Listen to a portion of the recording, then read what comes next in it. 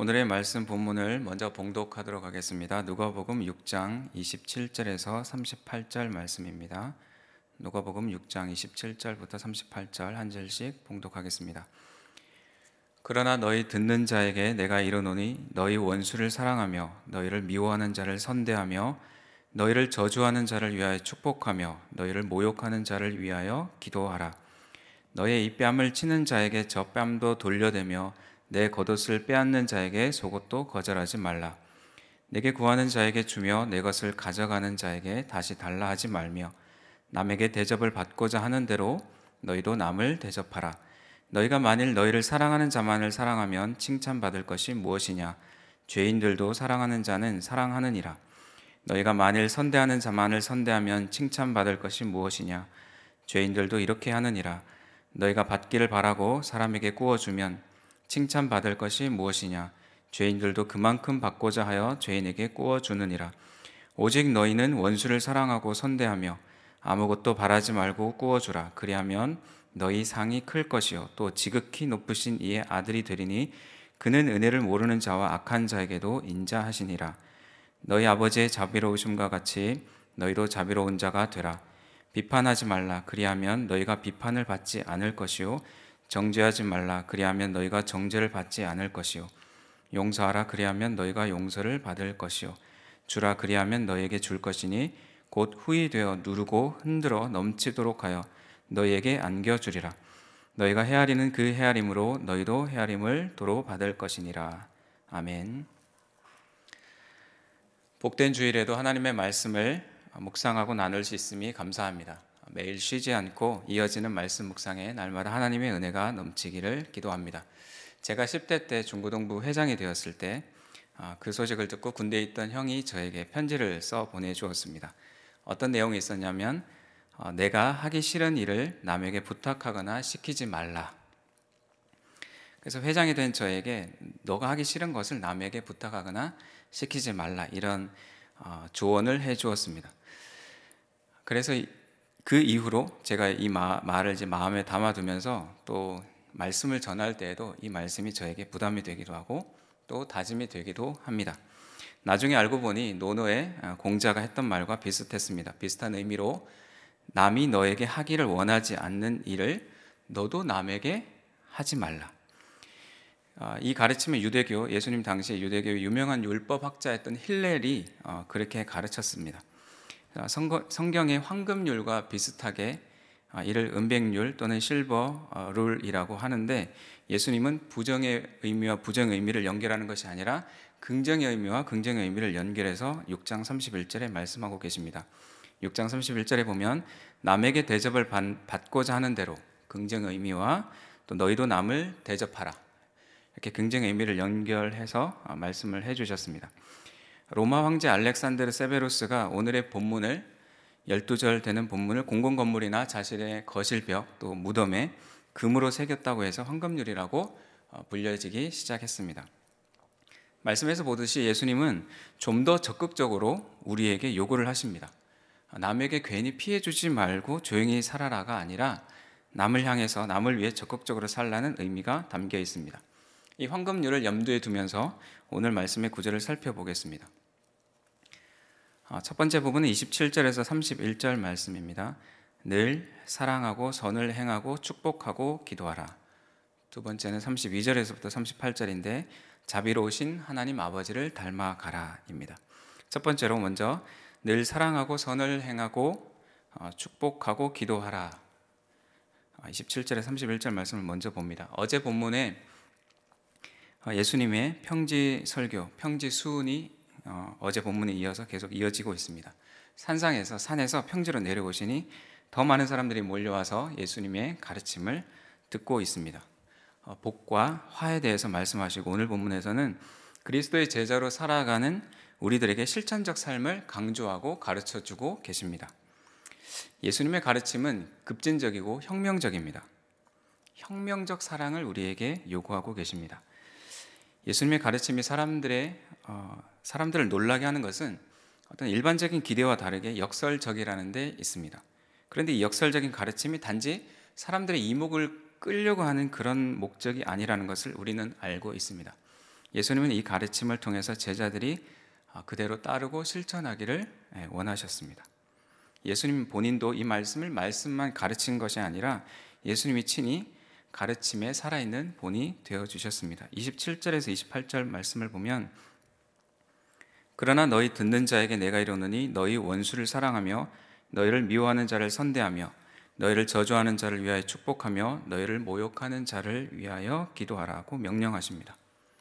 예전에 원수를 사랑한 적이 있었어요 라고 어떤 과거의 기억으로 충분한 것이 아니라 계속적으로, 현재적으로, 현재형으로 그렇게 살아가라고 우리에게 말씀하고 계십니다. 여기서 네 가지 실천해야 될 행위가 있습니다. 사랑하고 선을 행하고 축복하고 기도하라. 뭔가 영화 제목같이 참 듣기 좋은 말인데, 문제는 이것을 내가 원하지 않을 때에도, 원하지 않는 상황에서도 하라고 하시는 것이죠. 그것이 참 어렵습니다. 원수도 사랑하라는 가르침은 정말 놀라운 가르침입니다. 구약의 레위기 19장 18절에 보면 원수를 갚지 말며 라고 시작합니다. 원수가 있더라도 원수에게 보복하지 말고 살아라. 이 가르침만 해도 좀 쉽지 않은 명령인데, 우리에게는 더 나아가서 적극적으로 원수를 사랑하라고 가르치는 것은 수준이 다른 가르치심이십니다. 원수를 사랑하라. 이 말은 교회를 다니는 분들이나 또는 교회를 다니지 않는 분들도 수많이 들어서 익히 아는 말입니다. 교회 다니는 우리만 알고 있으면 참 좋은데, 안 다니는 이들도 알고 있으니까 원수를 사랑하라는 가르침이 성경에 있는 것은 모두가 아는데 실천하지 않는 교리가 되어버린 것은 아닌지 한번 돌아봐야 될 때입니다. 요즘처럼 코로나19로 인해서 사람들이 예민하고 또 우울하고 쉽게 분노하고 짜증을 내는 이런 때에 그리스도인들이 원수를 사랑하는 삶을 보여준다면 이것이 얼마나 좋은 기회가 되겠습니까? 마치 아무도 지키지 않는 가훈을 거실 벽에 걸어두고 글씨체를 감상하거나 그 액자를 보고 만족하는 것이 아니어야 하는 것처럼, 오늘의 말씀을 묵상할 때 단지 정말 좋은 가르침이 성경에 있지, 기독교는 이렇게 좋은 가르침을 강조하는 좋은 종교야 라고 만족하는 것이 아니라, 우리가 이 말씀 앞에서 진지하게 고민하고 지켜가야 할 말씀임을 깨닫는 묵상하는 시간이 되기를 바랍니다. 한번 생각해 보면, 나도 고이든 또는 의도하지 않았던, 미처 모르고 잘못하든 다른 이에게 원수가 될 수 있습니다. 내가 누군가의 원수가 되었는데 그 사람이 나를 포용해주고 용서해주고 사랑해준다면 우리는 그 사람에 대해서 얼마나 고마움을 느끼겠습니까? 원수의 범주 안에 나를 절대 넣으려지 않은 우리의 어떤 본성이 있습니다. 나는 누구에게 원수가 될 일은 안 했어 라고 생각하는. 그래서 우리가 내 원수가 누구지? 내 원수 중 누구를 사랑해야 되지라고 생각하지, 내가 누군가의 원수가 되지 않았을까라는 생각은 좀처럼 잘 하지 않습니다. 그런데 우리가 혼자 사는 게 아니라면, 내가 누군가의 마음에 못을 받거나 힘들게 하거나 상처를 주거나 피해를 줘서 누군가는 나를 원수처럼 생각하고 있을 수 있습니다. 어느 누가 나는 모든 대인 관계가 완벽하고 아무에게도 해를 끼치지 않았다, 상처를 주지 않았다라고 자신 있게 말할 수 있는 사람이 누가 있겠습니까? 그러니 모나고 부족한 사람이 서로 사랑하면 강력한 복음의 메시지가 되어집니다. 로마서 5장 10절 말씀을 우리가 기억할 필요가 있습니다. 곧 우리가 원수 되었을 때 그의 아들의 죽으심으로 말미암아 하나님과 화목하게 되었은즉 화목하게 된 자로서는 더욱 그의 살아나심으로 말미암아 구원을 받을 것이니라. 우리가 한때 하나님과 원수 되었던 것을 까맣게 잊어버리지 않는다면 원수를 사랑하라는 주님의 말씀을 외면해서는 안 될 일입니다. 예수님은 이 가르치심을 어떻게 실천하셨을까요? 행하셨을까요? 그것을 한번 살펴보는 것은 예수님의 가르침의 무게를 알게 해줍니다.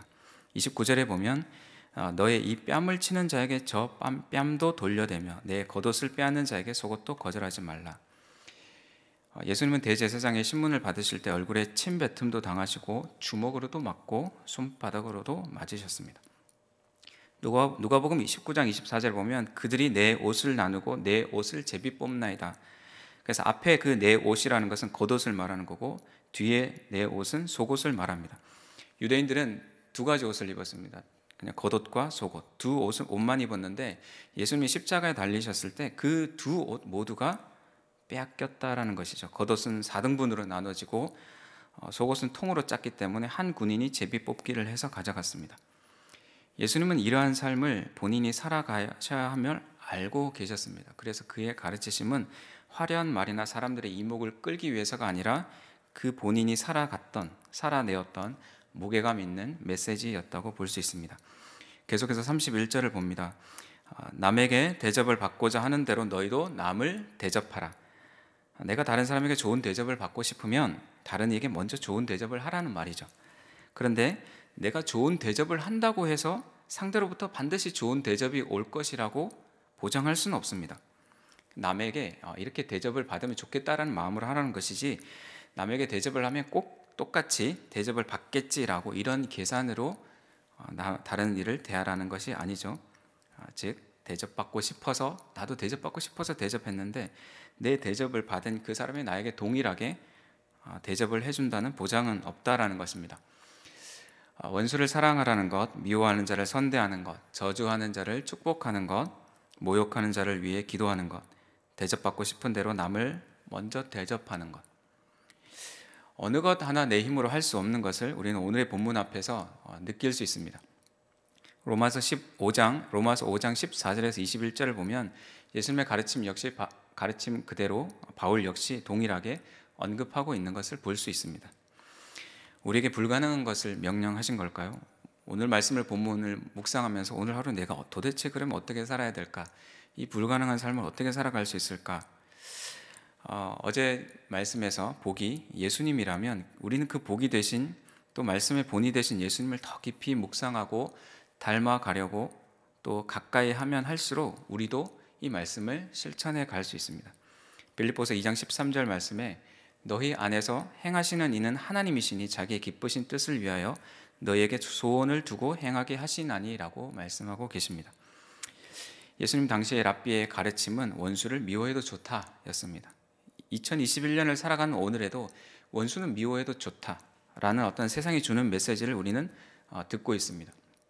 그러나 이 세대의 메시지를 본받지 말고 오직 마음을 새롭게 함으로 변화를 받아 하나님의 선하시고 기뻐하시고 온전하신 뜻이 무엇인지 분별하도록 하라라는 그 하나님의 말씀을 새해 세 번째 주일을 맞이하는 이때, 아직 마음을 새롭게 할 기회를 주시는 이때에 하나님의 뜻을 오늘날에 행해가는 새로운 마음으로, 그래서 원수를 사랑하는 우리 모든 성도님과 제가 되기를 소망합니다. 두 번째는 32절에서부터 38절입니다. 자비로우신 하나님 아버지를 닮아가라. 받기를 바라고 주는 사람, 계산하고 주는 사람을 누가복음에서는 죄인이라 칭하고 마태복음에서는 세리라고 콕 집어서 말씀하고 있습니다. 나를 사랑하는 자만 사랑해 주는 것은 우리가 나쁜 사람이라고 부르는 그들도 하는 것이기에, 나를 사랑해 주는 이를 사랑하는 것만으로는 우리가 도덕적으로 또는 윤리적으로 더 딱히 나을 것이 없습니다. 나는 다른 사람을 많이 사랑해 라고 누군가 말을 한다면 누구를, 어떤 대상을 사랑하는지를 우리가 살펴봐야 될 일이죠. 36절 말씀에 보면 예수님은 너희 아버지의 자비로우심과 같이 너희도 자비로운 자가 되라고 말씀하십니다. 닮아가라는 말씀이죠. 마태복음 5장 48절에도 그러므로 하늘에 계신 너희 아버지의 온전하심과 같이 너희도 온전하라 라고 산상수훈의 중간 부분에서 이 말씀을 요약을 해주십니다. 하나님 아버지를 닮아가는 것이 우리에게 가능한 것일까? 우리 자신의 연약한 모습을 스스로 보고 있는데 그것이 가능한 것일까? 그런데 하나님과 날마다 친밀하게 동행을 하면 닮아갑니다. 우리의 아버지 되신 하나님을 우리는 닮아갈 수 있습니다. 나는 불가능하나 말씀의 능력이 우리를 변화시키십니다. 그러니 새해에 또 말씀을 더욱 가까이 하며 순종하기를 힘쓰는 성도님들이 되기를 바랍니다. 어려운 명령을 잔뜩 우리에게 주시고 끝나버리면 우리 마음이 참 어려울 텐데, 하나님은 38절에 이렇게 우리에게 약속을 하고 계십니다. 주라, 그리하면 너에게 줄 것이니 곧 후히 되어 누르고 흔들어 넘치도록 너에게 안겨주리라. 우리가 시장에 가서 무슨 물건을 사는데 그 상인이, 파는 사람이, 판매자가 이렇게 우리에게 무언가 준다고 하면 우리가 얼마나 흐뭇하고 기분이 좋겠습니까? 하나님이 우리에게 누르고 흔들어 넘치도록 안겨주신다고 우리에게 약속을 하고 계십니다. 사실 믿지는 장사가 아님을 우리는 알고 있습니다. 우리가 다른 일을 위해서 희생하는 것, 그것으로 끝나지 않습니다. 물론 사람에게 준 것을 우리가 다시 사람에게 고스란히 받는 것을 기대하는 것은 아니어야 합니다. 계속 이어지는 우리가 누가복음 묵상에서 보듯이 만약에 그 상을 세상이 주는 상으로만 우리가 제한한다면 우리는 주님으로부터 다시 화 있을진저라고 말씀을 듣게 될 것입니다. 우리는 그보다 더 큰 상을 우리에게 주고 흔들어 넘치도록 주시는 그 하나님이 주시는 상을 기대를 해야 됩니다. 하나님은 우리가 큰 상급을 받기를 원하시고 칭찬받기를 원하십니다. 플러스 마이너스 그런 계산으로 답이 안 나오는 것이 우리 삶이지만 하나님은 기억하시고 은혜로 갚아주십니다. 그리스도인의 삶은 자기 자신에 대해 희생하기를 준비를 해야 됩니다. 새신자들이 산상수훈이 있는 마태복음이나 누가복음을 먼저 읽으면 이해하기도 어렵고 또 부담을 느끼게 될 것입니다. 요한복음부터 읽게 하는 이유가 오늘 본문을 보면서 더 이해가 되어집니다. 그러나 성도님들은 오늘 본문을 보면서 충분히 깨닫고 이해할 수 있는 그런 시간들이 되기를 바랍니다. 35절 말씀에 보면 하나님을 이렇게 표현하고 있습니다. 지극히 높으신 분. 구약 다니엘에 많이 반복되고 있는 지극히 높으신 분이라는 표현은 온 세상의 주관자이시며 온 세상을 다스리시는 전능자시라는 표현입니다. 그 하나님이 알고 계시고 우리에게 갚아주시고 또 그 지극히 높으신 분의 아들이 되는 은혜를 우리에게 주셨음을 우리가 기억할 때 우리에게 희생도 은혜가 됨을 우리는 꼭 알고 있어야 될 것입니다. 그리스도인들이 살아가는 삶의 방식은 달라야 합니다. 하루를 살아가면서 오늘 말씀을 묵상하면서 내가 예수님을 믿지 않는 세상 사람들과 어떤 부분이 다를까? 어떤 부분에서 삶의 방식이 다름이 있는지를 곰곰이 생각해 보면서 오늘 예수님의 가르침을 더 깊이 묵상하고 살아내는 모든 성도님들이 되시기를 간절히 소망합니다. 기도하겠습니다. 하나님 아버지, 원수를 사랑하라고 하신 그 주님의 명령을 오늘 말씀을 보면서 깊이 마음에 새기고자 합니다. 주님이 친히 그 삶을 살아가셨고 단지 말이 아니라 우리에게 본을 보여주셨던 것을 우리가 생각하면서 우리가 살아가는 삶의 방식들이 세상의 사람들과 다르게 정말 주님의 자녀로 다른 삶의 방식들을 선택하고 살아낼 수 있는 우리 모든 성도님들 될 수 있도록 주님이 은혜를 더하여 주옵소서. 우리 힘으로 불가능하지만 날마다 말씀을 가까이 하고 묵상하면서 하나님 아버지를 닮아갈 수 있는 우리들이 되기를 또한 간절히 소망합니다. 예수님의 이름으로 기도합니다. 아멘.